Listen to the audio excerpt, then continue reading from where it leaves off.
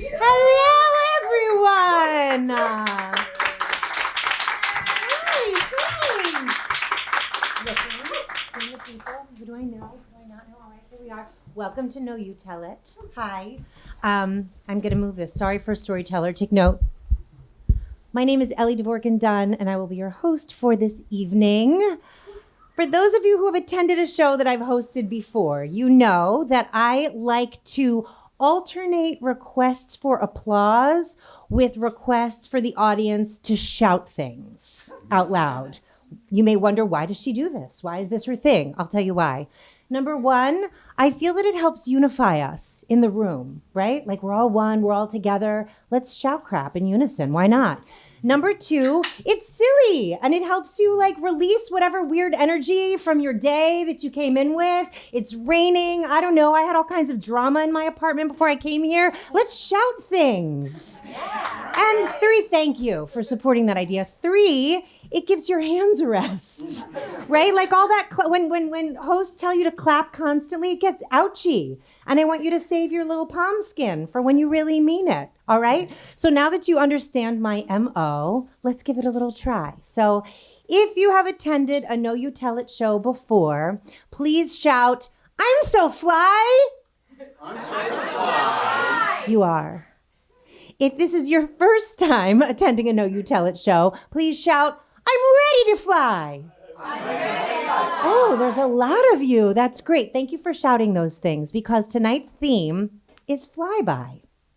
This theme was chosen by the creator and producer of Know You Tell It, Ms. Kelly Jean Fitzsimmons. Let's give her a real round of applause.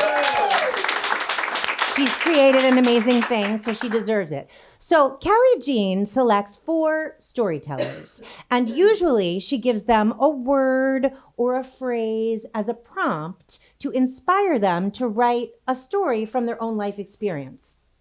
This time, she gave them an animated image of an airplane flying over the water and under a bridge, and that's all they got. What was the meaning of this? Well, Kelly Jean fell in love with the story of Eleanor Smith, also known as the Flying Flapper, which she learned about via the archives of the Greater Astoria Historical Society. With the help of Queens-based artist Annie Shee, is that how you pronounce your last name? You can give Annie a round of applause. They created a visual prompt inspired by Eleanor Smith's historical flight under the East River bridges, including the Queensboro. So tonight we all get to celebrate Eleanor Smith via the zine that you received, which was created with the help of Bob Singleton from the Greater Astoria Historical Society. And all the artwork in there was also created by Annie. So you'll read and you'll learn, and that's very fun and exciting. But the storytellers didn't know about any of that. They just got this image, okay? And they wrote their stories, and then they met via Zoom twice to hear the stories read out loud and to give each other feedback to aid in the revision of the writing and the rewriting of their stories. But the catch is, and this is very important for you newbies over here, no one ever reads their own story out loud. Hence the name, Know You Tell It. Everybody shout, "That's Superfly!" That's Superfly. Right? It's a really good, interesting concept. And so then, after they have these Zoom meetings, the creative team decides who's going to swap stories with who. And those pairings of storytellers are assigned a director. And they work with these directors to shape their performance of the other person's story. But these rehearsals happen in private. So what you're going to see tonight is very special because you're not only watching the reader of the story step into the culture, identity, and life experience of the writer, you're going to watch the writer sitting over here hearing their story read aloud for the very first time. Okay, that was a lot of information. So if you got that, shout, "Look, Mom, I'm flying." Look, Mom, I'm flying. Thank you. A little bit more housekeeping. Oh, please make sure your cell phones are set to silent.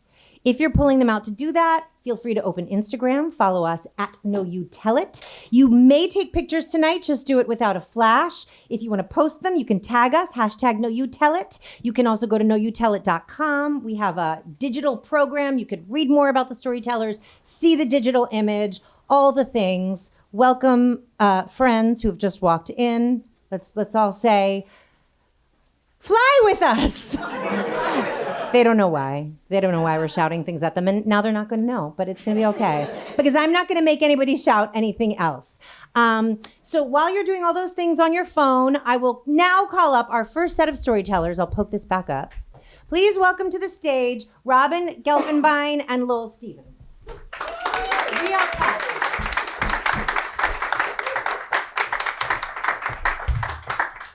So while Lowell gets set up to read Robin's story, I always like to interview the writer of the story first so that you get to know them a little bit and hear their voice and let the reader get adjusted. So this is Robin Gelfenbien. I've known her for a very, very, very long time. Yes, we do. So long. She's done many wonderful things in her life. Robin drove the Oscar Mayer Wienermobile, which not many people on the planet can say. Robin has produced her own storytelling show called Yum's the Word, where she would make ice cream cake for everyone in the audience. I'm sorry we didn't do that for you today. Blame producer and creator Kelly Jean Fitzsimmons. There's no freezer here. It's There's okay. no It's not your freezer. fault. It's not. It was hard to find venues with freezers, I imagine. Oh my God, it was my number one priority when I was looking around. I bet. I only just now thought about that. Because you're there early to set up, and then what's going to happen to the cake? Exactly. I only had 2 ice cream cakes melt over like 350 that I made. So that was a pretty good record. A major, major impressive record. Thank you. Robin and I both co-host podcasts about female midlife hormonal changes. Mine's about perimenopause, which is about the period before you stop getting your period. Hers is about menopause, the period after you stop getting your period, so they're totally different. I'll tell the name of yours if you tell them the name of mine. Hers is called Hello Menopause. That's correct, and yours is called Circling the Drain. So you'll want to check those out when you have a chance. I also work on a show, oddly enough, called Hello Isaac. So there's nice. Hello Menopause, Hello Isaac. And that's Isaac Mizrahi, for those of you who are... I know. Very impressive. Well, thank you. That's not why I brought it up. I just like, it's funny because it's like I only can work on shows that start with hello. So yes. It's like, no, that's hello, good. goodbye. We should work on something together and Shalom. name it. Maybe I could do something. Shalom. Yeah. Well, I did do schmaltzy, but yeah. You did. Okay. So, Robin, you are a seasoned storyteller. Thank you. You have performed in many storytelling shows. You even have taught storytelling. Correct. So without freaking Lowell out before he has to read your story, what was it like to turn your story over to someone else, knowing that they were going to read it and not you?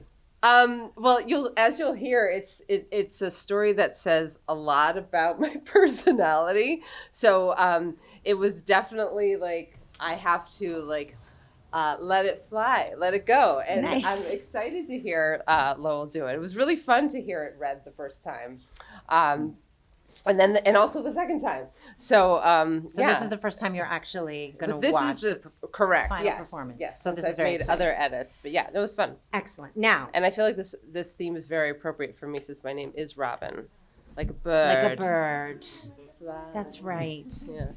All right, before I let Lowell do his thing, since tonight's theme is flyby, I'm going to give you a phrase involving the word fly, and you tell me what you know about it, okay? Sure. No pressure.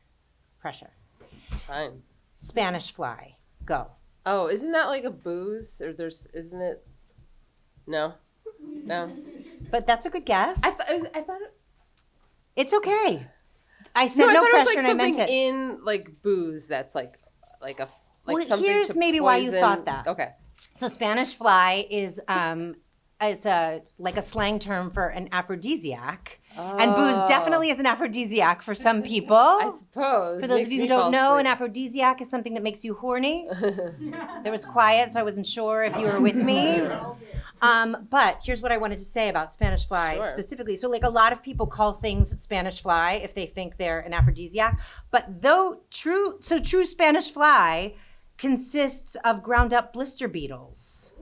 Ooh. Isn't that gross? Yes, that is. Like, I can't disgusting. imagine eating blister beetles and then being like, all right, Yeah, let's like, get naked. Like, let me recross my legs. So now you all know.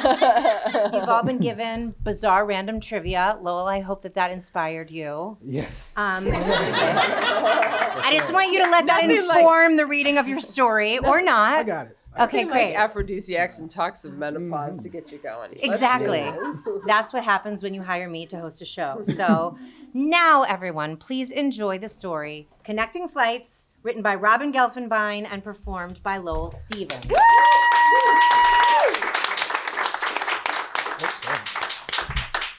Connecting flights.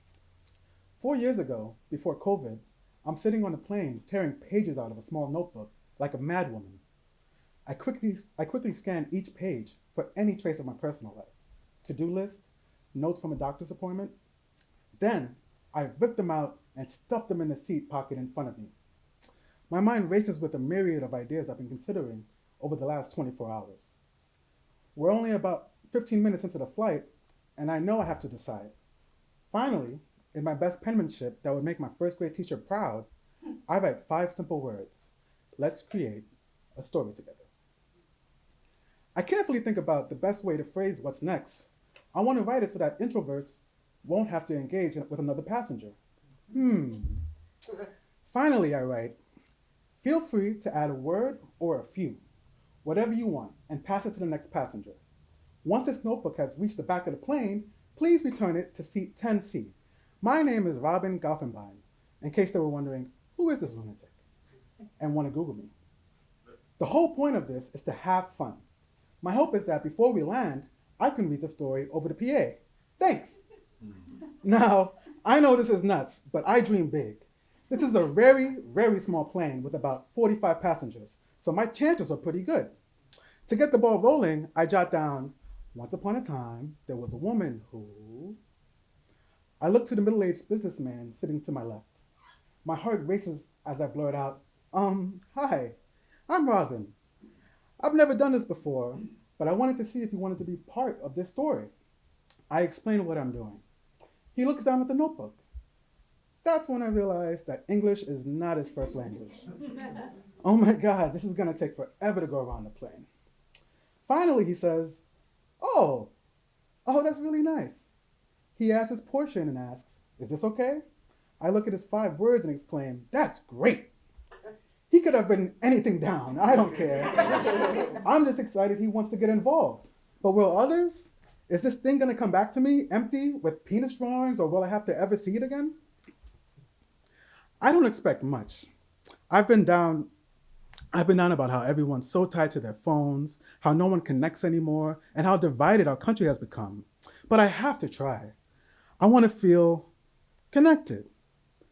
Until I look at the woman sitting across the aisle from us.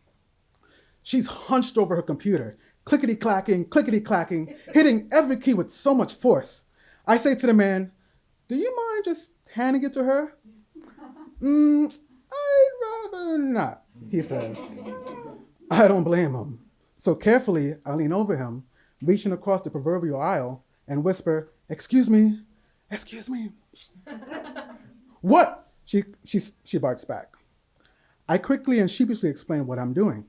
She rips the notebook out of my hand and studies it. Then, scribbles something down and hands it back to me. Can you just pass it to the woman in front of you? I ask politely. No, she says, and resumes typing. No problem. Thanks for doing it, I say. Then I think, am I gonna have to babysit this notebook around the plane? I mean, each row only has 2 seats on the right and 1 on the left. But still, the last thing I want to do is go row to row with the same spiel. Hi, my name is Robin. Do you want to be part of the story? And then what am I supposed to do while they write their portion of the story? Take their trash? Plus, as weird as it sounds, I don't want to call attention to myself. There's only one flight attendant on this plane, and I don't want him to see what's happening. I look between the 2 seats in front of me and whisper, psst, psst. A 20-something woman slowly turns around. I introduce myself and I explain what I'm doing. She says, that sounds like fun. Finally, somebody gets it. When she's done, she hands it back to me and asks me to pass it on. Without hesitation, she passes it across the aisle, and from there, it's off. I am giddy. I can't believe people are actually participating. I watch the notebook surreptitiously for a while as it crisscrosses the plane and then sit down in my seat. A few months earlier, I wouldn't have thought of doing anything like this. My days were spent working from home and my nights were an endless stream of pint after pint. The only thing I looked forward to. Instead of waking up next to my boyfriend, now I was rolling over to find empties in my bed. Caramel cone, chubby hubby, mint Oreo. I felt like such a cliche. I felt so alone and I felt like I had to do something to snap out of it, to feel connected to people. And now here I am, almost 10 months later on a small plane, hoping in my own weird way to do just that. I look at my phone. 45 minutes have passed. I stand up to see if I can spot the notebook. No dice. Shoot. I sit back down. Then I hear the clickety-clack lady shout, "I already did it!" I snatch the notebook out of her hand and flip it open to find a bunch of people have written in it. Holy shit, this is awesome. I look at my phone. Another hour and a half until the plane lands. I invite the people behind me to participate. They politely decline. The man sitting next to me is now fast asleep. Shoot. I really don't want to wake him up. But I do have to go to the bathroom. I quietly crawl over him and head to the back of the plane. That's when I notice that there are mostly international passengers, two of whom are in the last row. I explain what has become less of a zany idea and more of a reality to them, and they are so into it. I return to my seat. Another half an hour flies by, pun intended, and the notebook ends up in my lap. I quickly open it and find about a third of the people have filled it out. And to my surprise, there's an actual story. Way to go, American Airlines 797. But now is the moment of truth. We're landing in about a half an hour. I race to the front of the plane and introduce myself to the flight attendant, Valentino. I explain what I did, and I ask him if he wants to be a part of it. He wastes no time with his response. No. No problem. I was wondering if I would be able to, no problem. I was wondering if it would be possible for me to read the story we just created together over the PA. I wait for him to say, "Are you out of your mind?" That's against FAA regulations. Then he says, "How long is it going to take? A minute and a half? 2 minutes?" Then he says the last thing I expect. "Okay." What? Shut up. Shut up. He picks up the PA and announces quizzically, "Ladies and gentlemen, there's a woman who wants to read some story you all created together." Holy shit. He hands me the PA, which looks like a 1960s phone cradle. I press down on the button in the middle, look at the passengers and say, "Hi everybody, I'm Robin, the woman from 10C who circulated the notebook." Phones instantly go up. I hadn't even thought about that. Then I say, "Thank you so much for participating. If I mess up some of your words, please correct me." I smile, take a deep breath, and start to read out. I smile, take a deep breath, and start to read the story, our story. Once upon a time, there was a woman who had lunch in the park. Beep, beep, beep, beep, beep, beep, beep, beep, beep, beep, beep, beep, beep, beep, beep. I hear high-pitched beeps emanating from the intercom. Damn it! Valentino tells me to sit down. No! I need to be with my people. I step aside to see if that will help. Nope. Then we hit some turbulence. Years of balancing on the subway without touching the pole has prepared me for this very moment. I plant my feet, hips distance apart, and I bend my knees slightly. With the intercom in one hand and the notebook in the other, I bounce as I begin to read the story. Once upon a time, there was a woman who had lunch in the park. She was on vacation. This was the first vacation she had ever taken, and she was looking for the best meatball sub in America. Her first stop was New York. I've barely flown, but getting on a small plane has been unexpectedly okay. Hope to make it to St. Louis. I'm not sure NYC is the best place for great meatballs. Certainly meatheads. She hopped in a cab to Little Italy to see her cousin. When she arrived in Little Italy, she saw a parade and joined one of the bands. Unfortunately, not knowing how to play an instrument or dance got her sighted out right away. But not before meeting this annoying person. This person stood out to her among the hordes of people she walked by during the parade. This individual caught her eye. He was tall, with dark hair, and had a New York Yankees ball cap on. He was also emotionless, surprisingly calm. You could tell he wasn't a native New Yorker. He was from Mars. Really? He came from the red planet disguising himself as a fellow human. Little did people know he had blue blood running through his veins and a cure for all the terrible diseases plaguing planet Earth.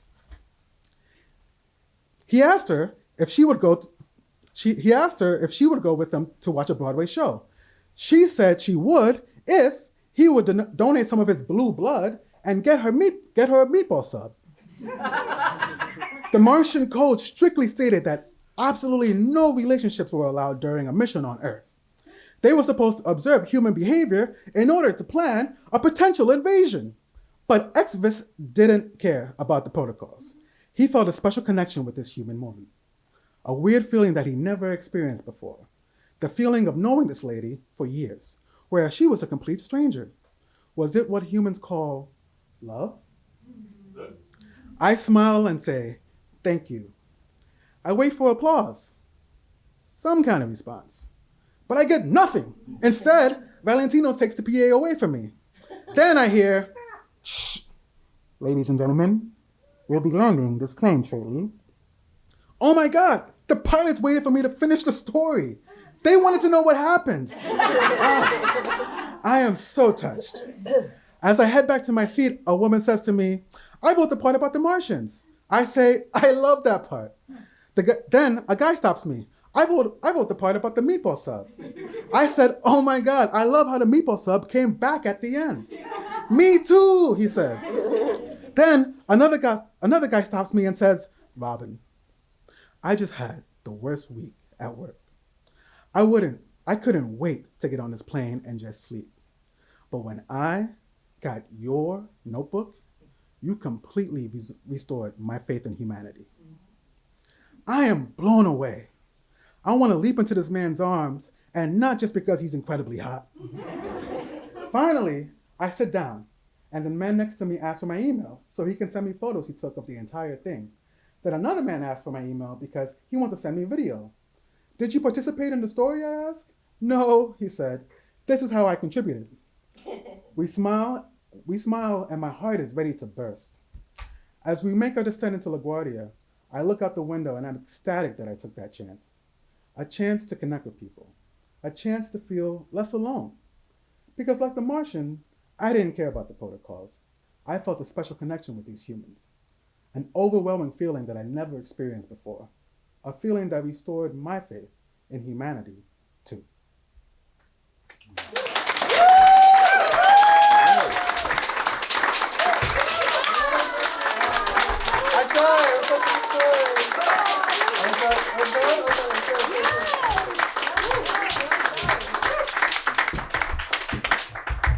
That was fantastic. Was it okay? The dancing that you did. I just did whatever. I feel like we need to name that the subway. Yeah, I was like, that's the and subway. all Yeah, like yeah, stand up and bounce and do it. I'm not going to make you do it. Do it. Do it. No. Maybe later we'll do it. Maybe like after we'll like hang out and do it. So now you see how it works. You see. So this is Lowell Stevens. Hi, Lowell. Hi. Are you nervous because the Spanish fly and she didn't know the answer? You know what? and- I'm not. I think I'm nervous, but I'm not sure. I don't think you are. No? Okay, good. I'm not. Tell yourself you're not. I'm not You're nervous. Okay, good. But I don't know. The hard part is over. Now you just have to chat with me. I was very worried about that part. Yeah, you I did was like, great. oh, You did so great. I'm over it. I'm like, Forget it. I can lean back and just sleep. Okay, good. So Lowell is a visual artist, Yes. a father. Yes. Tell us the age and name of your child if you feel comfortable. Of course, my son, his name is Gabriel, and he is 4 now. Yes. 4. 4, yes. Um, Childcare is terrible. But Totally. We could tell a whole story about We that, can, we but can. we're not going to. kind of wrote a story about it. You did, kind of. Yes, that's true. Yes. Don't spoil. Don't spoil. Also, you work as an inspector for the fire department? I work for the fire department. Yes. I So inspect- that's different than writing and storytelling. It is. I do everything. You do everything. Everything. Have you ever done writing and storytelling before? Like, is this way outside your comfort zone? I haven't written a story or anything like that. You've but, never written or- But I like I like writing by hand. Yeah. So the editing part was like a lot of fun for me because I Yeah. just kind of like I just love like writing and drawing and stuff like so it kind of like since I like writing I think the editing was fun Yes. where I don't really write stories if that makes any sense. Totally. Okay, good. Huh. Most people hate the editing part. Most people just want to write the Oh. story and be done and leave it. So that's Do people get paid for that? Can I do that as a?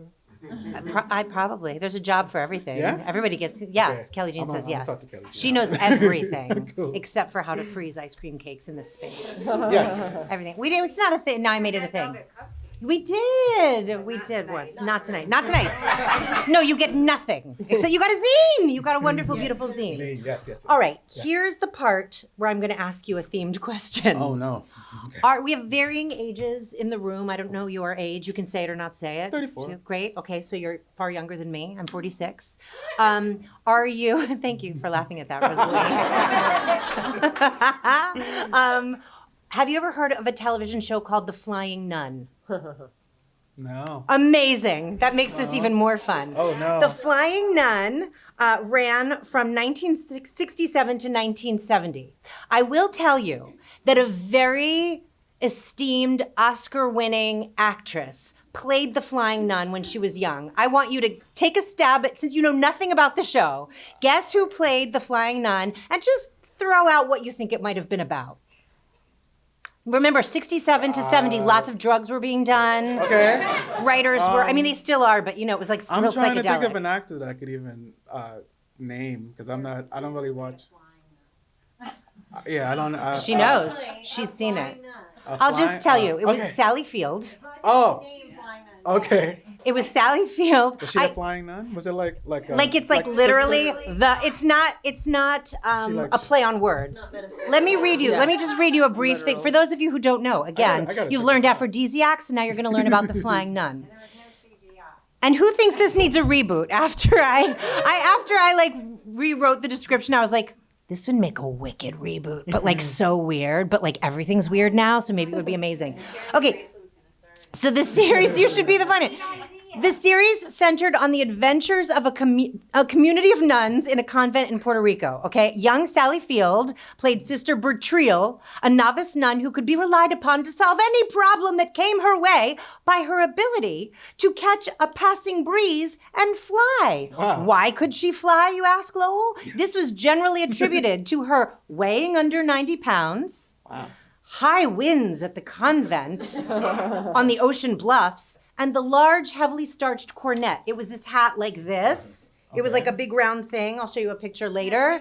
It was like her headpiece for her habit. Now this is her quote, the character explains her ability to fly by stating, when lift plus thrust is greater than load plus drag, anything can fly. I'm pretty sure there's fault with that science. No, I think that's legit physics. I'm Is pretty it? sure- I think so. It's non-physics. You put a skinny little nun up on in the Puerto Rico. You tell her she can fly. Let's see what happens. Let's see what I'll make happens. it happen. Now, switching it up. Here is Liquid Mercury, written by Lowell Stevens and performed by Robin Gelfenbien.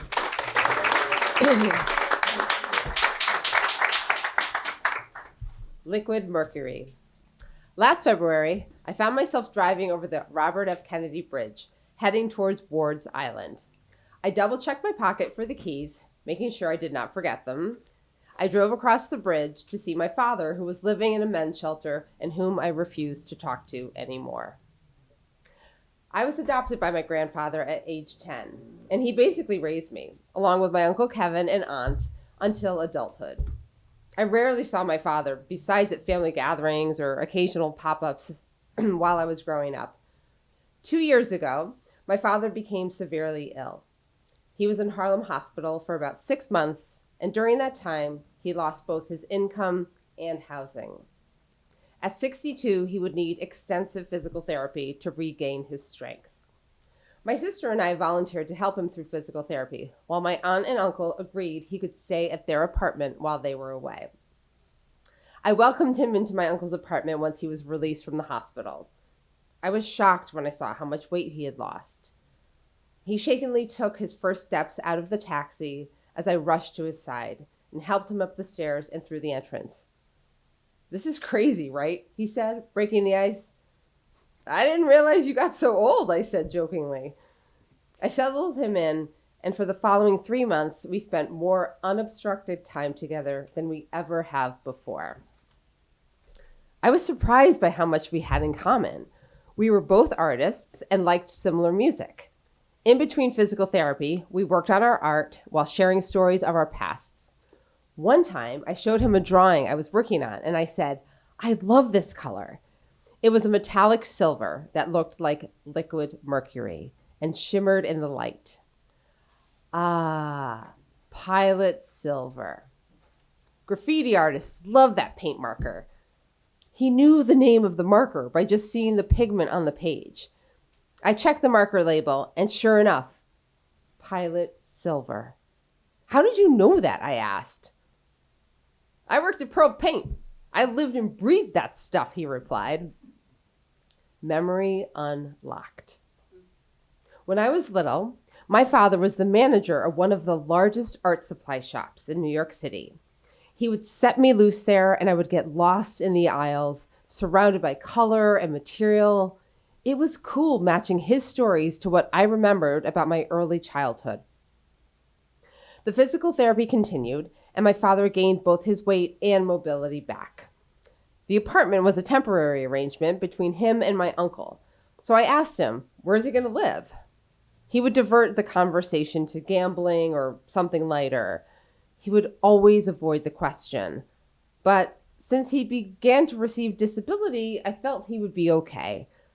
I returned to work feeling grateful to have had this time with my father and felt more connected to him through the process. My life returned to normal while my father stayed at my uncle's apartment. My family life was a constant negotiation between my wife, my job, and my son, Gabriel, who was 3 at the time. He was starting preschool, and we needed somebody to pick him up, then drop him off until we got home. I asked my father if he was available, and he said yes. I was hugely thankful and told him I would cover all food and expenses. My father began picking up Gabriel from school, and I would send about $25 a day. Things were smooth until one day my uncle called me very frustrated. I thought my father and my uncle worked out a deal for the apartment. Apparently not. "I have to take him to court," my uncle said over the phone. "We need the apartment back," he continued. When I asked my father about it, he said, "Don't you worry. I'm going to win so much money, Kevin's going to have to ask me for an apartment." My wife suggested that maybe my father was unaware of his options, so we sent him various housing options and programs that he qualified for. "I want a doorman," he said one day after picking up my son. A doorman?" I repeated. "None of the places you guys are sending me has a doorman. I know where I want to live." And he proceeded to tell me the address. I took out my phone and plugged the address into Google Maps, then Zillow. I nor anybody I know would be able to afford to live in this building. "Do you know how much that's going to cost?" "Listen," he said while pointing at me. His voice got low and serious. "When my plan hits, money won't be a problem," he said confidently. "You don't dream. You're stuck in this work mentality," he said, mocking me. I was thoroughly confused and asked my family for advice. Unfortunately, this was not unusual for my father. My family shared that often when he found himself in a bind, he would recede into fantasy. They described a decades-old gambling problem that sounded all too familiar. Eventually, my father was ordered to vacate my uncle's apartment, and since he refused all of his options, he entered the shelter system. I helped him move his things into storage, and he asked me to hold a copy of the keys to the unit. I was concerned, but since my father did not present any outwardly erratic behavior, I believed he could still pick up my son. He loved seeing his grandson, and it provided him with a bit of stability during a difficult time. I also noticed the compensation I was sending him took on a life of its own. Instead of gambling, he became fixated on selling cigarettes. He would describe how he was selling them at the shelter and how everybody knew he had the best price. This was his new business. He began to call me at 5 a.m. The first time, I answered the phone urgently, assuming there was some type of emergency. Instead, he asked if I could send him $25. That same evening, he asked for another $25, promising not to ask the next day. When the next day came, he said he needed more money. Trying to keep up with his demands was beginning to take a toll on our household, and I let him know that I was unable to sustain his requests so frequently. One day, I woke up to 20 text messages and multiple missed calls. The text and voicemails contained various levels of "wake up" and random threats. When I answered the phone, my father demanded more money. In frustration, I told him I would not be able to send it. We went back and forth over the phone, and finally, he claimed he was getting threatened at the shelter because he owed people money. I audibly sighed, but not wanting to call his bluff, I sent him $25. He continued to send frantic texts throughout the day, and I felt anxiety over having ignored so many bad signs. I decided to leave work early to make sure my son was okay. I got home a lot earlier than usual and was relieved to see my son comfortably playing. But my father looked like a storm cloud. He looked tired and had huge bags under his eyes. He was very angry. He sat across from me at the table and frantically talked about his business and cigarettes in Atlantic City. I sat stewing in a mixture of anger and worry. He incoherently explained why he needed money so early in the morning. "I can't send you more than I have," I said finally. "Well," he paused and looked over at my son. "If you do not send me the money when I ask for it, I'll stop picking him up entirely." A cocktail of emotions filled my chest: anger, worry, and disappointment. Anger at my father for not being able to hold it together when I needed him, and I was disappointed in him for throwing away the tiny bit of relationship we rebuilt together over something so stupid. I was so angry that I had an urge to hurt him. I stared at him for some time. Then I asked, "Why do you hate us?" He thought about it for a second and replied, "I don't hate," but before he could finish, I cut him off and sternly said, "Never pick up my son again. We are done." He realized he had miscalculated and began to protest. I told him to leave and cut off all communication. Several months went by with me ignoring a multitude of texts until he reminded me that I had a set of keys to his storage unit. I replied, "I will get them to you," because I did not want him showing up at my son's school or our front door. That is how I found myself driving over the Robert F. Kennedy Bridge, heading towards Ward's Island. I double-checked my pocket for the keys, making sure I did not forget them. I parked in front of a shelter to see my father sitting and smoking a cigarette. He was wearing a blue baseball cap, and his white bubble jacket looked damaged. His jeans looked way too big for him, and his shoes were falling apart. When he saw me, he acted like everything was normal. He tried to say something, but I ignored him and gave him his storage keys. As I walked away, he called my name and asked, "We're good, right?" I stared at him without saying a word. He smirked and said, "It's just business." I got in the car and drove away. Thank you.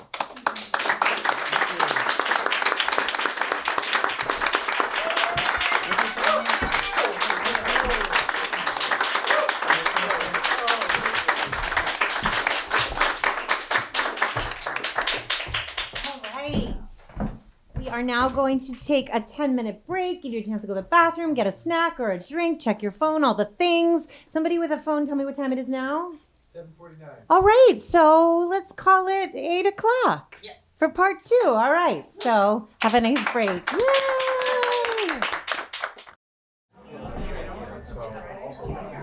Ladies and gentlemen, please find your seats. Please find your seats, ladies and gentlemen. It's still me. I just didn't want to be rude and interrupt your lovely conversations.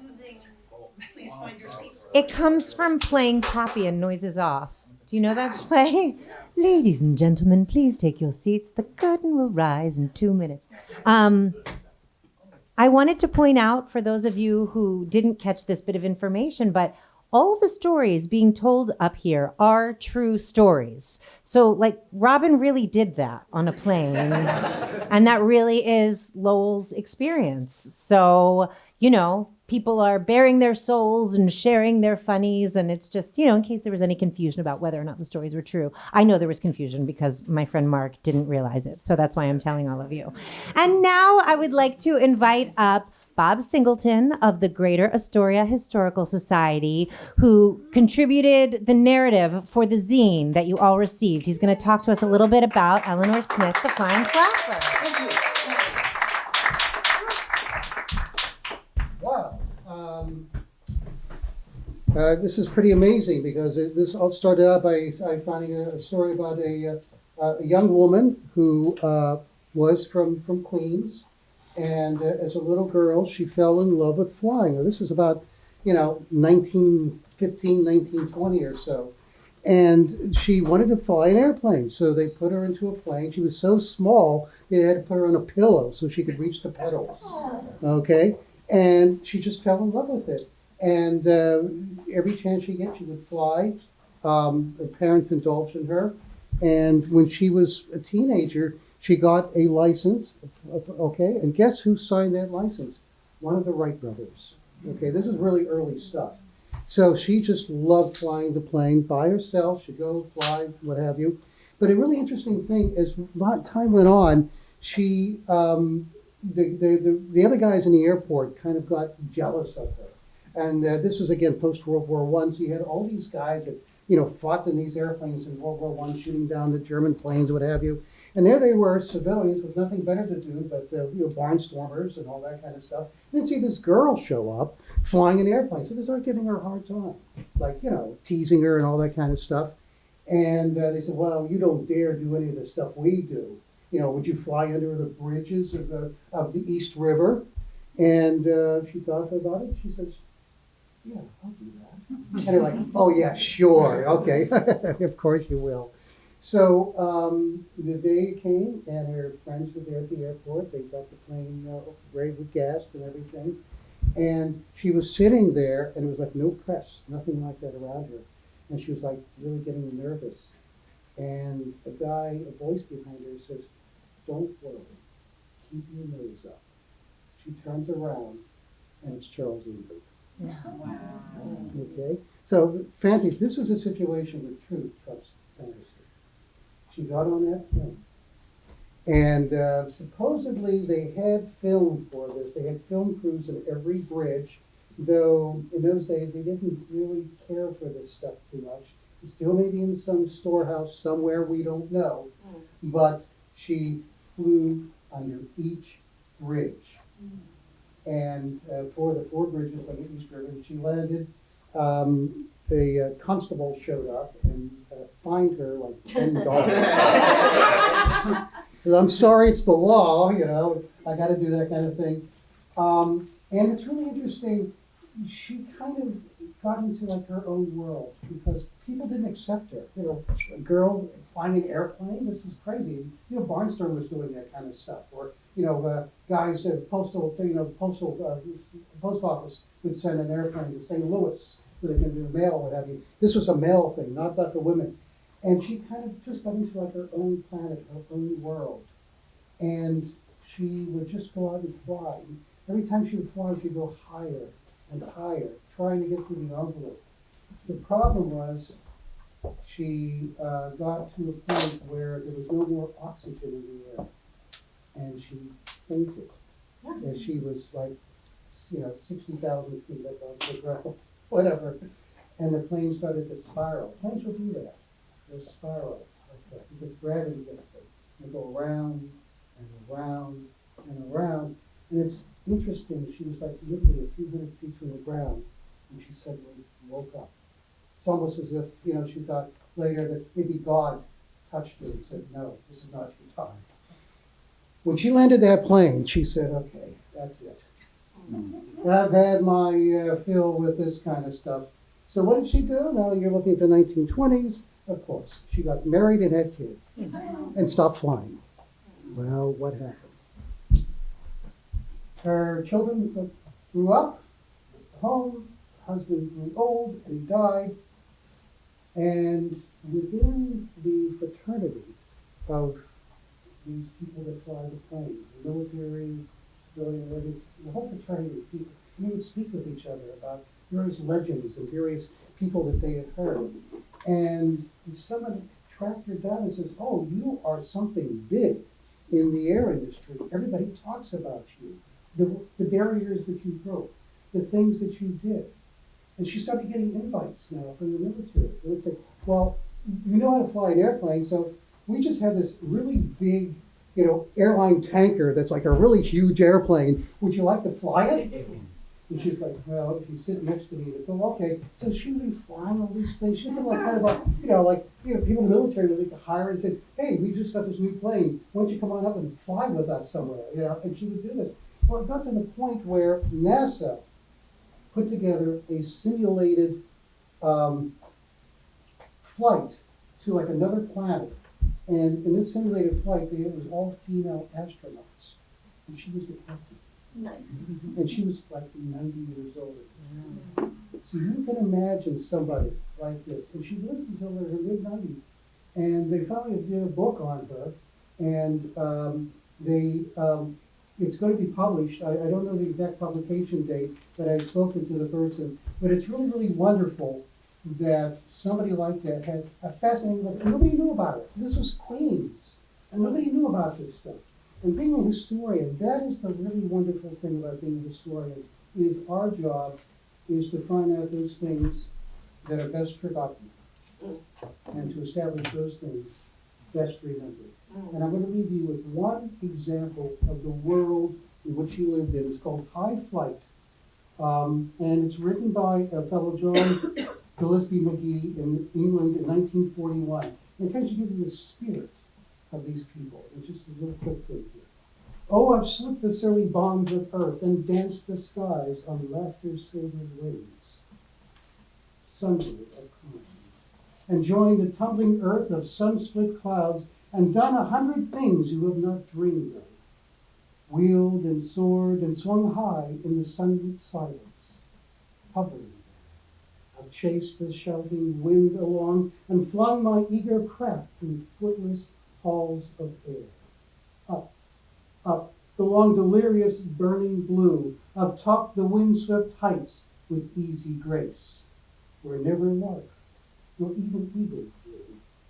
And while with silent lifting mind I've trod the high, untrespassed sanctity of space, put out my hand and touched the face of God. John McGee was killed in an accidental mid-air collision 3 months after he wrote this, in 1941. He was 19. Once again, truth trumps fiction. Thank you.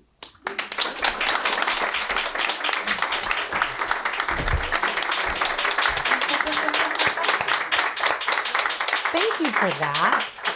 I love learning about people that are amazing and fascinating and who films should be made about. I feel like we should take Sally Field, who played the Flying Nun, and she could be older Eleanor Smith in the film version of her life. In my host training for this, please, Bob, pipe up if I've got this wrong, because I chose to sort of like half remember these facts since I knew you would be speaking and I didn't know if you would be saying them. But am I correct that Eleanor Smith, there used to be an award for Best American Female Pilot, and she beat out Amelia Earhart for that title in 1920? Is that right? Fact number one that I remembered and pulled right out of my tushy. And number two, wait, was she also the first woman featured on a Wheaties box? And then no other woman appeared on a Wheaties box until Mary Lou Retton was in the Olympics in the 1980s. That's absolutely correct. And here's a person nobody knows. A person nobody knows, but now we all do. I taught them about aphrodisiacs and the Flying Nun. You taught them about Eleanor Smith. They can decide which information is more valuable to them. Okay, it's not a contest, Bob. It's not. We're not in competition. Every time I fight with you every time. It's just upsetting. Thank you. That was beautiful. And now please welcome to the stage our second set of storytellers. Real legit round of applause for Ben Katzner and Briana McDonald.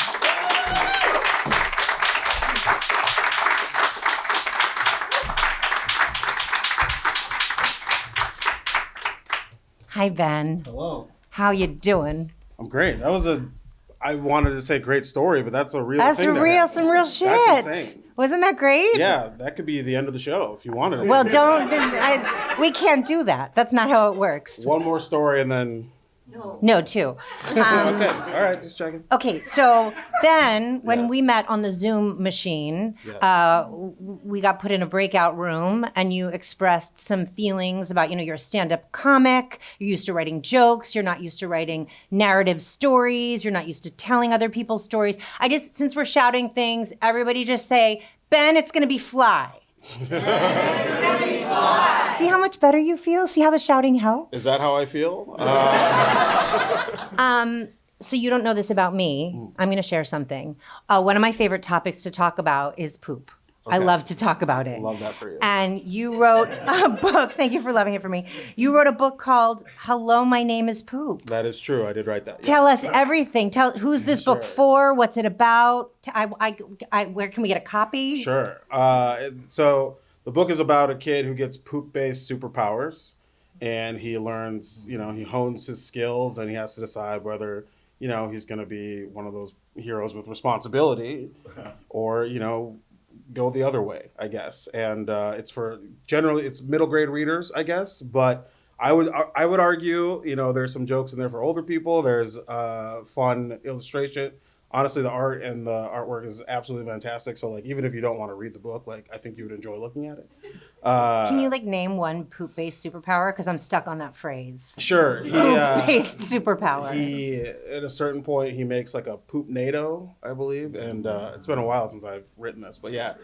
It's like a portmanteau, like a tornado, poop NATO. Yeah, and it's really disgusting. But I love it. Yeah, okay, yeah. Because I love poop. That's where we're going. So I can't wait. If you love poop, you should get this book. That's a great elevator pitch. If you love poop, and who doesn't? Shout out to all the poop lovers out there. I got you. Amazing. And you can get it. You can get it anywhere. Actually, a link in the program. There's a link in the program. Okay. Thank you, Kelly Jean. Awesome. Yes. To get it through bookshop.org, so you can support your I- favorite indie bookstore. And nobody can Yes. forget the title. Hello, my name is Poop. I mean, people forget it all the time. When they ask me what my intro should be when I'm going on stage, and I'm like, here's the thing you can say, and then they're like, I got it for sure. And I'm like, if you don't, that's okay. You can just say my name. That's fine. And then they go, this guy loves poop. And that's most of the intros I get. Well, so that's what's going to happen when you write a book called that. That's so true. You made your I bed. gotta own that. Own it. So, all right, for your trivia question. Terrifying. Deep Yeah. breaths. Deep Okay. breaths. Okay. It's going to be Fly. All right. There have been two movies called The Fly. Mm-hmm. Yes. The original was made in 1958. There was a remake in 1986. For you nerds out there, and I know you're here, we're not including sequels. We're not including sequels, okay, in this question. Can you name one famous actor who played The Fly and give us a rough summary of what it was about? If not, just make it up, like how I asked Lowell to make it up about The Flying Nun. Jeff Goldblum. Yes. Yeah. This is like one of the first terrifying movies I watched as a kid. I Yes. remember this. Yeah, I don't know why he's doing this, but he's like a scientist, and I don't know if he's whatever. Science. It's for science. It's for science, so it's fine. Everything's fine. I don't think he does this on purpose, but I think a fly maybe gets into his experiment of some sort. So whatever transformation, I guess maybe he just want to be like hotter or something. Maybe he didn't want to use glasses anymore. So I don't know what Jeff Goldblum was doing in the movie, but a fly gets in there. Yeah. And then he now is like a man fly.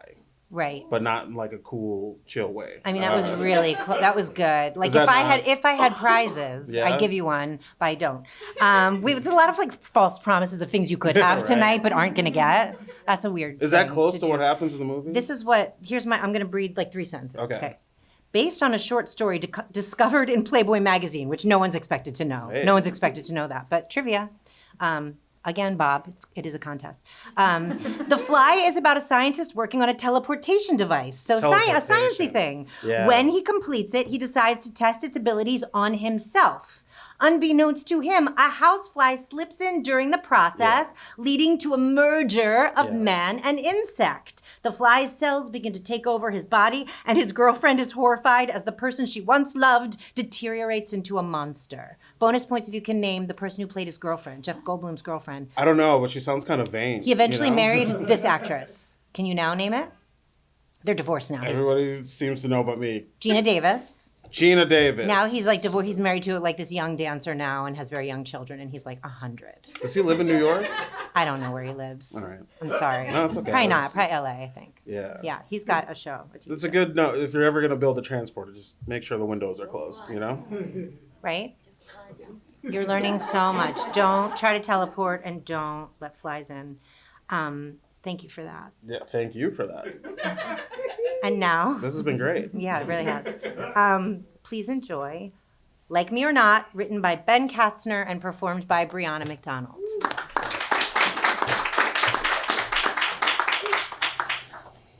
Like me or not. Raghav didn't even like me. He tolerated me, sure. He confided in me, yeah. He did that with everyone, though. In my mind, the level of radical acceptance and ignorance it takes to fully embrace someone as a close friend simply did not exist between us. We were both aspiring stand-up comedians, and comedy has a beautiful way of forcing people who typically wouldn't spend 2 minutes in the same room into spending years of their lives together. It's one of the few art forms where you'll see a jovial father of 4 share the stage with a deeply bitter 21-year-old in an open mic. And the only thing they have in common is thinking that they both crushed it up there. They did not.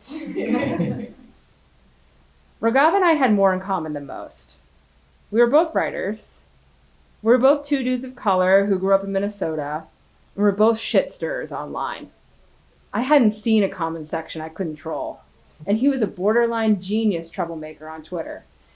His handle is still at ACLU official on there, if there's any doubt this man commits to his craft. We could argue about anything. Who we thought was cute, what we thought was funny, bands we considered trash, and the people we considered trashier. We didn't just think we were right, we both knew it. Even though everyone who knows anything understands that anyone who thinks they're always right is usually wrong. Every conversation turned into debate. Many of those debates turned bitter.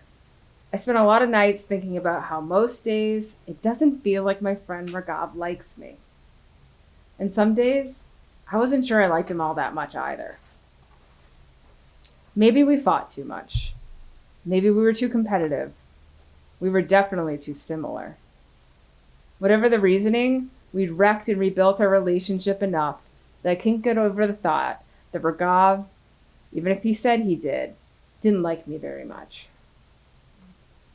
So when the people he did like, who loved him in return, tasked me with finding out if their best friend was dead, I'm ashamed to admit I was annoyed. Why me? Raghav doesn't even like me, I thought. No one had heard from him that day, a rarity, so multiple people reached out to me to see if maybe I'd been in contact. I checked my own messages. noticing my attempt at an olive branch the night before garnered no response. At the time, it didn't raise any alarms, but upon knowing that even the people that Ragav reached out to regularly hadn't heard from him, I felt my anxiety rising. I stepped away from my desk at a temp job I hated to do something I hated even more: ask for help. I texted mutual friends to see if they've heard from our boy Gav. Nah, nope, nothing. Why?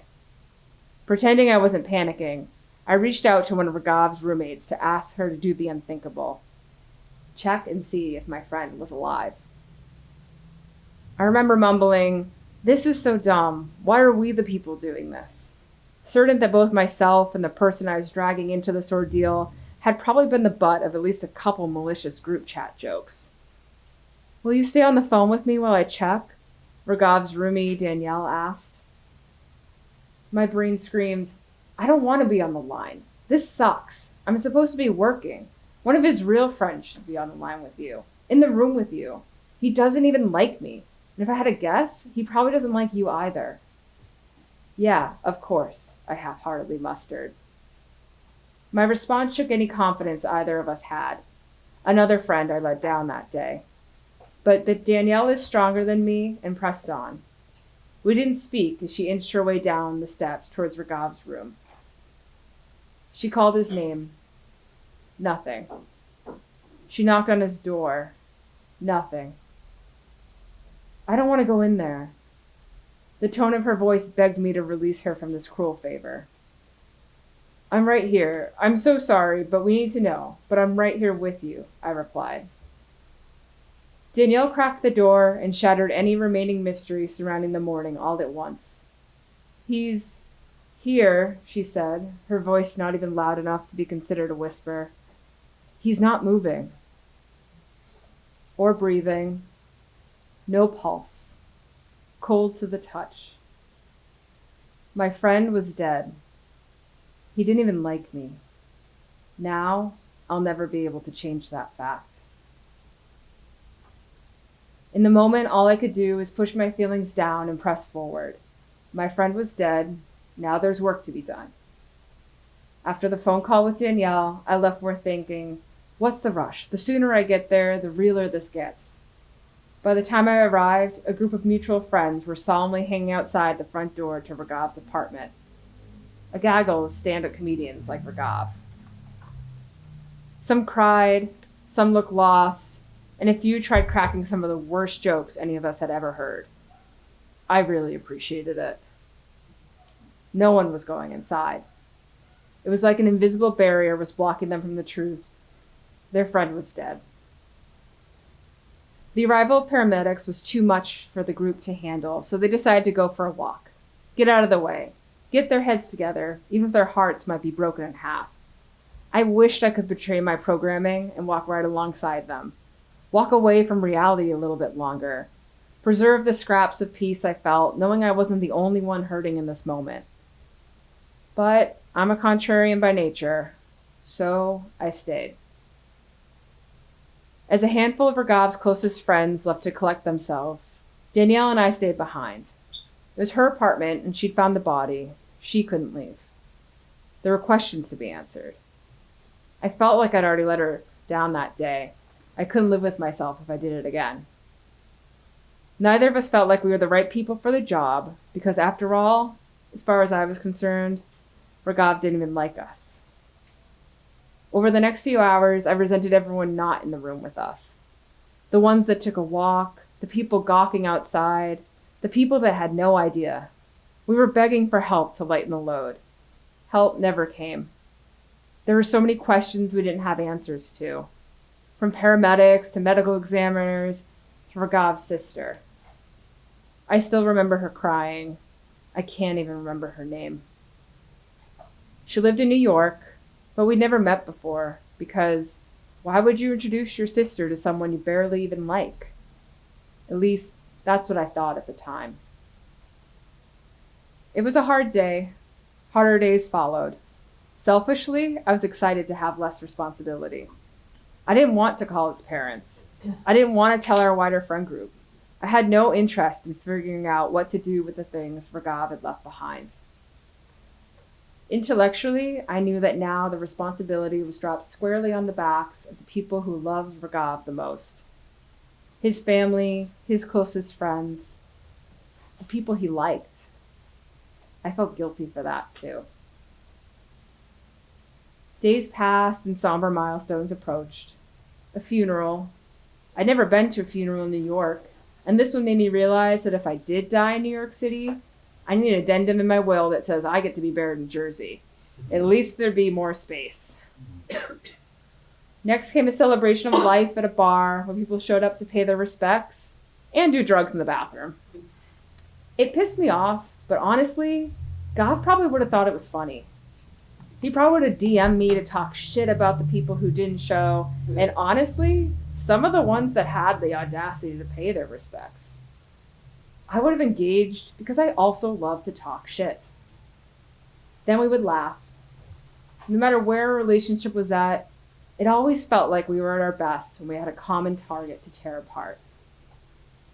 That's what friends do, and that's what we were, whether he liked me or not.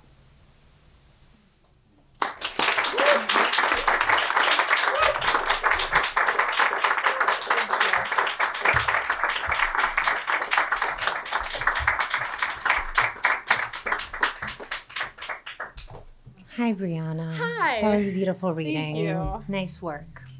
Briana is also an author of middle grade stories.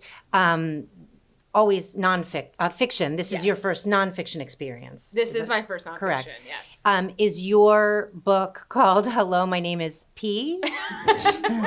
What is the name of? What are the names of your books? one, but not yet. Pepper's Rules for Secret Sleuthing, Mm-hmm. The Secrets of Stone Creek, and my next one coming out in October is Galaxy Jones and the Space Pirates. So amazing. Thank you. And The Secrets of Stone Creek, I believe, is going to be offered. Is that the one that's going to be offered as two different? Okay. Anyway, you'll have an opportunity to win copies of these books as prizes, but you can also buy them. I'm going to buy one of each for my 9-year-old son who loves murder mystery, and you told me they're about murder. Yes. They're murder mystery, so very, very exciting. And I feel like I made a note of something. One of the books, the protagonist grew up reading and wants to be one of the 100 of the world's greatest female adventurers, right? Did you just say that? Or no, you didn't say that. No, you said that. I said that. I was listening and now I'm reading and I'm like, did she just say that? But you didn't. So it just ties in beautifully with Eleanor Yes. Smith and the theme for tonight and everything. Yes. So thank you for accepting the challenge for writing a nonfiction story for us today. And for our final fly-related question of the evening, you have the hardest one, I think, because it's just higher stakes. So just take a deep breath. Okay, I would like you to name 3 songs with the word "fly" in the title. Bonus points if you can name who sang them, and guaranteed standing ovation if you can even think of one that you can sing us a line of. We will all stand up and applaud you. It doesn't have to be beautiful. You could just sort of hum it. If you can't come up with any, it's okay. But if I just black out. I and feel don't- like you can think of at least one maybe. How do you feel feeling about this? You think you can do it? I feel like there's a song called Flyby. Maybe Train? This is not a flyby? Yes. Yes. Which is our theme. Yes. Yes. Do you want to sing a line from that? I really don't. I don't want you to either. It's a terrible song. Sorry, Train sucks. Any other? So, I love Train. Train's amazing. I'm not judging your choices. No, yeah. Bob loves Train. Can you think of any others? There's got to be some religious song about eagles or doves flying, right? Sure. Can we just say yeah? Can that count? But wait, you said doves flying. Oh no, that's Yeah. doves when the doves cry, not when the doves fly. I was thinking of Prince for a second. Any more? Can you think of any? If not, anyone? Does anyone? Tim, fly like an eagle. See, I was close. Fly, come fly with me. Superfly. I feel like "I'll Fly Away" is the religious song you're thinking of, right? Okay, maybe. Now I sure. want you to sing a line of "Flyby" from Train, just a little bit. Just give us a little bit of the riff. This is gonna it be cruel? rough. Erica says it's cruel. You don't have to. Should I do it? This is not a flyby.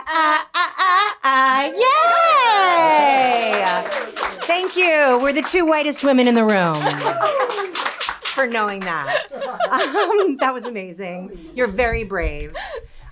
You're right, Erica, that was cruel, and I like her. And she's a neighbor. I found out she lives in my neighborhood. Now I'm gonna see her on the street and she's gonna be like, no, you get away from me. Switching it up for our final story, here is Macarons, written by Briana McDonald and performed by Ben Katzner.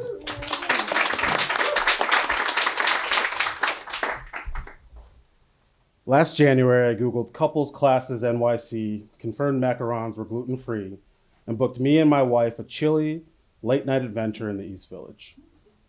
We just wrapped up a long and frustrating holiday season where, in my melodramatic but arguably kind of romantic mind, we'd both been torn apart like star-crossed lovers, forced to celebrate separately to accommodate the schedules of other family members who, unlike us, were not expected to uncouple for the holidays.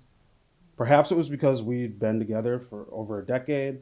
I often got the feeling that people still saw us 18, 2 kids, and puppy dog love. Or perhaps it was because holidays were for real families, and we were just good old gal pals with an 8-pound mutt where a tiny human should be. Whatever it was, I was feeling burnt out, bitter, and determined to make up for lost time. The class took place in a narrow kitchen lined with steel tables that accommodated 4 people each. Couples filed inside from the cold, possessing the awkward, uncertain energy of a second or third hinge date. We'd appeared to be the oldest couple there. Apparently, every other New Yorker figured out how to bake macarons before 30, and we were behind. A Connecticut couple with what can only be described as strong yacht vibes joined our table, and the class started shortly after, directed by a pastry chef who wore a look that conveyed she was done with everyone's bullshit before we'd even started. Despite the fact that I'd been the one to pick the class, Melissa was more in her element than me. With her eyebrows knit in concentration and dressed in her white undershirt and one of the bakery's black aprons, I suddenly understood why straight girls were so obsessed with Carmi from The Bear. It's disgustingly sappy, but a story about Melissa wouldn't be honest if I didn't say that every little moment like this made me fall more deeply in love with her than the moment before, like an anchor sinking peacefully into the warm, seemingly bottomless waters below. I love that she piped macarons with the same expert precision she acquired during her surgery rotations. I love the familiar kindness in her eyes when I inevitably piped mismatched blobs of bladder onto the template, and the way she laughed when the chef assured me that it was okay, that she'd just run a class for kids and they'd struggled with this part too. I love how we giggled and spoke with our eyes while the couple across from us stumbled through stilted small talk, the familiarity that came with years accompanied by genuinely liking each other in the kind of way that was likely responsible for our families treating us like silly kids rather than a married couple. When everything else in life was frustrating or disappointing or the opposite of what I had intended, this, at least, was always good. That's what I was thinking. Right up until the moment Melissa straightened up, reached for her water bottle, and asked me, "Do you know how long this thing goes?" I knew from the way she gulped her water and glanced in a tired, anxious way at the wall clock that she was starting to feel unwell. Over the past couple of years, I'd learned to catalog these symptoms in my mind, so the smallest pinch of her brow or downward tilt of her lips could alert me to the impending threat. It started with a celiac diagnosis, which we'd taken in stride because there was no other option, really. And we still got to have wonderful things like macarons. But like everyone in the bakery that night, autoimmune diseases tend to travel in pairs. Her undifferentiated connective tissue disorder, a mouthful to say and a handful to live with, made her joints ache, body throb, and brain fog, even despite her meds. I told Melissa there was still over an hour left. It was an answer her body didn't want to hear. She pressed her hands against the base of her back and leaned forward, bending her knees. It was as though she had transformed since we first arrived. The giggles and her steady movements washed away like chalk in the rain. "I don't think I'll last that long," she said. and I knew it wasn't empty words. She'd had left early once. We'd seen Phantom on Broadway.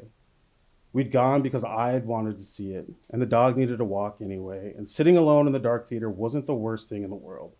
But like all the things in life, I would have preferred to have shared it with her. I ran over the day in my mind, imagining what we could have done differently that would have ensured we were always one step ahead of a potential flare of her illness. We met before the class for dinner and drinks at a nearby Mexican restaurant. The margaritas were perfectly balanced, the cauliflower taco was to die for, and I'd savored the opportunity to catch up before we were surrounded by strangers in a tiny bakery. But perhaps if we'd skipped dinner, she would have had more energy for the class. Everything is a negotiation these days. Measured risks, carefully timed schedules, needs before wants, and compromising uncompromised. I assured her she could leave the class early if she needed to, but secretly, I dreaded the possibility of standing alone on our side of the table, finishing the macarons by myself as if I'd Googled the words macaron workshop instead of couples class. Mercifully, the instructor chose that moment to announce we were taking a break. You can stay here if you'd like, she said, or we have a back garden if you'd like some fresh air. Melissa and I exchanged a glance before heading to the small, fenced-in backyard. A semicircle of chairs lined a barren fire pit, and Melissa wasted no time in plopping down into one of the seats. None of the other couples came to the back garden. It was just us Queens girls and the rats, like God intended. You can go if you need to go, I said again. I can finish feeling them myself. Melissa took a deep breath of cool January night air, then she shook her head. No, I should be okay. Sitting is helping. Plus, you can't be trusted alone with a piping bag, she smirked, dropping her voice as she said, I can't believe she compared you to her kids' class right to your face. I groaned, hanging my head in my hands. No, I deserve it. You really did. We joked back and forth for a while, Melissa sipping her water, sinking further into the chair, and eventually she rose, hands pressed to her back as she gave a nod of approval. I'm ready to go back in. Part of me felt as though her exhaustion had transferred to me. The threat of her leaving, and all the implications it held of future dates spent half alone, of canceled commitments and lopsided compromises, having zapped the easy joy I had earlier in the evening. We went back inside, shedding our coats, tying back on our aprons. I looked at her again in her apron, in her white t-shirt, this time thinking less about the bear and more about how thin she'd gotten over the past year, how fickle and traitorous her joints and back had become, when previously Melissa had been the steadiest thing in my world. But she was still there, and there were macarons to finish. So finish the macarons we did. We ended up with 2 boxes worth, some that could pass as professional, and some that had been formed and filled by me. Melissa was in a sleepy haze by the time we wandered to the train station. When we reached the 7 platform at Grand Central, she was tired enough to sit on a bench without questioning what else may have occupied her seat over the past 24 hours. As we waited for the train, Melissa popped open the first of the 2 boxes, and we began eating and ranking the macarons by their fillings. An old man approached us, eyeing the box with interest. He cocked an eyebrow in silent question. Melissa smiled.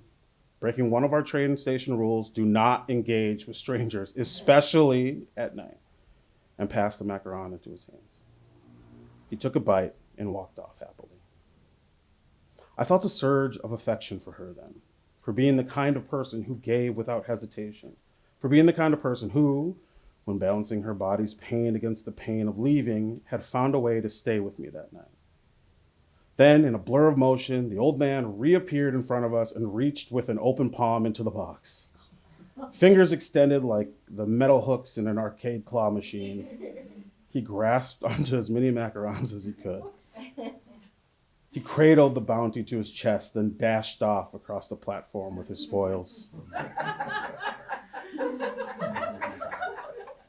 Melissa and I stared, dumbfounded, at the remaining macarons. all of them abruptly made inedible by the touch of a strange old man. Well then, Melissa pressed the lid shut. He must have really liked the macaron I gave him.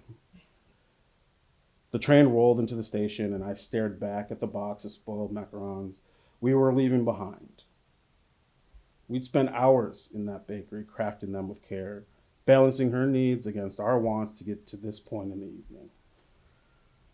I imagined we could take them with us if we just waited to open the box until we got home, or if we stood on the edge of the train platform instead of taking a bench. All the what ifs and if I'd only swarmed around me like pesky flies. Then the train rushed into the station, the motion sending my hair flying, my coat whipping at my knees. Melissa and I turned away from the box of macarons at the same time, our eyes meeting one another as the train rolled up to the platform. All at once, we burst into a fit of giggles, heads back, hair whipping against our open mouths, our laughter so loud and unrestrained that it carried above the rumbling of the train. Perhaps that first box of macarons had never been ours. Perhaps it was always meant to be that old man's. I didn't mind though. We still had the second box, and that was enough for me.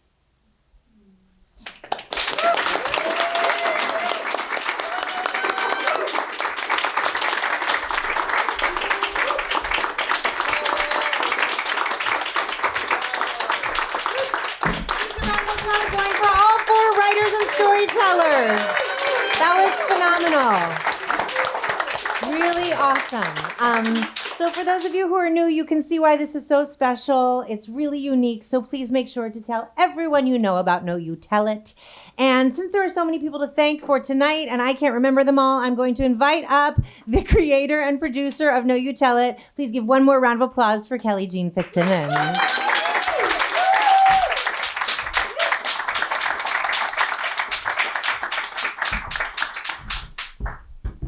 Thank you. I love this new method of making Ellie do all the work, and then I come out and I give out prizes.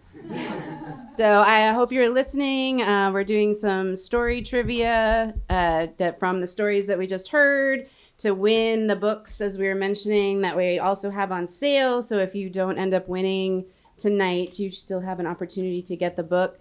But of course, I do want to thank everyone. I want to thank, somebody described our show recently as a literary high wire. And so I just want to thank everyone from the storytellers, audience members, and the creative team that worked on this together for walking this wire with us. And I definitely want to thank Bob Singleton. And our artist, Annie, do you want to stand up so everyone can see? Annie, Bob, and Tim Lindner, my other producer. Stand up, Tim. We worked together all summer, basically, on both the animated image that inspired everybody's stories, True Tales Tonight, and also the zine that you all received as a... Yes, I guess it's easier because we don't have to freeze it, but that's your that's your gift for tonight. And also, this was our first year working with Bob Singleton and the Greater Astoria Historical Society as part of 2 Queen's grants that we received from NYFA and from our friends at Flushing Town Hall. And I look forward to more shows in 2024. Plus, I want to send a special shout out to the Brooklyn Book Festival Bookend event committee. This is our 5th Bookend event that we've done. So, and they've all been a lot of fun. And as Ellie said, like, it's just such a unique experience and so different from year to year, but wonderful that we're able to be part of this literary community. I think I've got, my favorite shout out that I want to give to Rob Grove 34. and Grove 34. For this wonderful space tonight. You definitely want to check out grove34.com. They've got so many lovely events in here and also information on if you want to host an event. And I know a lot of the Queens community art makers are in the room tonight. I had the honor of directing Lowell's reading of Robin's story. which we had so much fun working on. I'm so proud of him. But I want to welcome up Erica Iverson, who directed the other 3 stories tonight. So Erica wrote the story trivia questions. I'll be giving out the prizes. And tonight we have different ones. So for our first story that we're gonna do trivia for Connecting Flights, we have you could win a copy of the Know You Tell It anthology. And then Tim, I'm gonna have you help us so we'll have people, if you think you know the answer, shoot your hand up. Yes. And then I'm gonna do a little fun shot for Tim since we're making him do all the jobs. Hey. Nice. Yeah. Yay. So Tim will call on you if you think you know the answer, and so that you could win a copy of the anthology. If you don't win, guess what? You can buy it from Tim at the end of the show. So It's a little tease. So these are strange details from these stories. They were things that popped out to me. Not everyone will know all these. Some of these questions are harder than others, but don't despair. There are questions for everyone. So in our first story, Connecting Flights, the narrator helps a plane write a collective story. What is the woman in the story looking for? Yes. The meatball sandwich? Meatball sub, the best meatball sub in America. And then the woman meets someone very important in New York City. Who does she meet? Yes. A Martian. She meets a Martian. She meets a Martian. Special blue blood who maybe can cure diseases and maybe also has some feelings for the woman. It's very exciting. Okay. great. So for the next, I gotta do the Yeah. yeah. So the next story, Liquid Mercury, we have the Book of Life After Death, which is a new anthology that Tim edited. That's all about Tim. What's the anthology about? It's a collection of poetry and essays from people all over the country sharing their experiences of love and grieving, and their experiences. It's very good. That down. Yeah. Oh, and I'm very proud to have a story in the anthology as well. Yes. So that's our next 2 prizes. Okay. Second story of the night. Where did the narrator's dad used to work?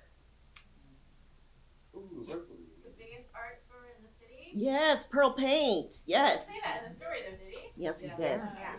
But you good enough. Good enough. We're still You right. got it. Rosalie, come get your book. Yes. Okay, tough question now. What was the name of the narrator's favorite marker? Oh. Someone remembers it. Go ahead. You can pass it on to someone else. Pilot Silver. Pilot Silver. Yes.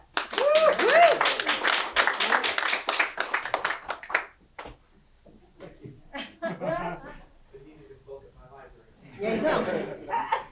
All right. Okay, so for Like Me or Not, as I mentioned, we have copies of Hello, My Name is Poop is available in the program, and since we don't have them tonight, I thought it was very fitting to get 2 boxes of macarons. So one of these, neither of them are made by Briana, but the good news is that neither of them have been manhandled by an old man on the subway either. So Okay. these are from Like Me or Not. Yes. In Like Me or Not, why would the narrator of Ben's story prefer to be buried in New Jersey? There's more space.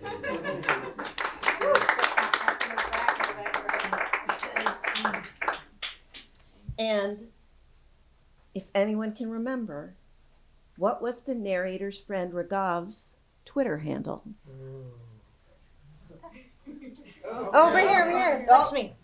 ACLU official. Yes.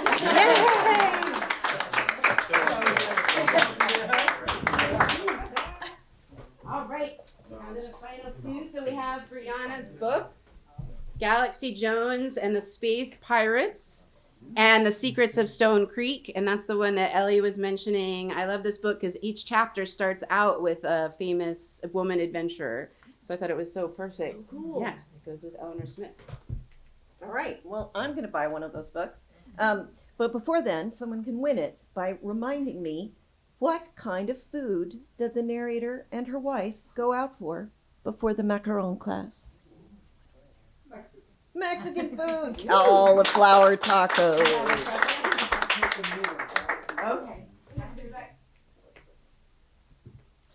And finally, how did the instructor of the class subtly diss our narrator? She said that it looked like the kids' class that happened before. Yes, she said, I teach a kids class and they had trouble with this too. Thank you. Thank you so much, Erica. I'm so excited. We have working towards 4 shows in 2024, 2 Queens-based shows. Again, Rob will be in touch. Also, we'll be returning to Symphony Space in the spring. And I'm proud to announce that we're traveling for our first West Coast show to be Stories on Stage in Sacramento, California. So you definitely, if you haven't already, sign the email list that you can keep in touch with everything. And if you'd like to support the series, you can donate at knowyoutellit.com. And now the biggest round of applause for our hosts, Ellie, Dvorkin, Dunn.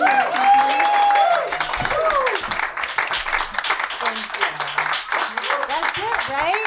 Thank you, everybody. We're going to hang out here for a little bit, have a glass of wine, have some snacks, chit-chat, mingle, and I think it stopped raining, so that's a good thing, too. All right, thank you again so much. Thank you for shouting things with me. And Storytellers, we're going to need some photos before you go.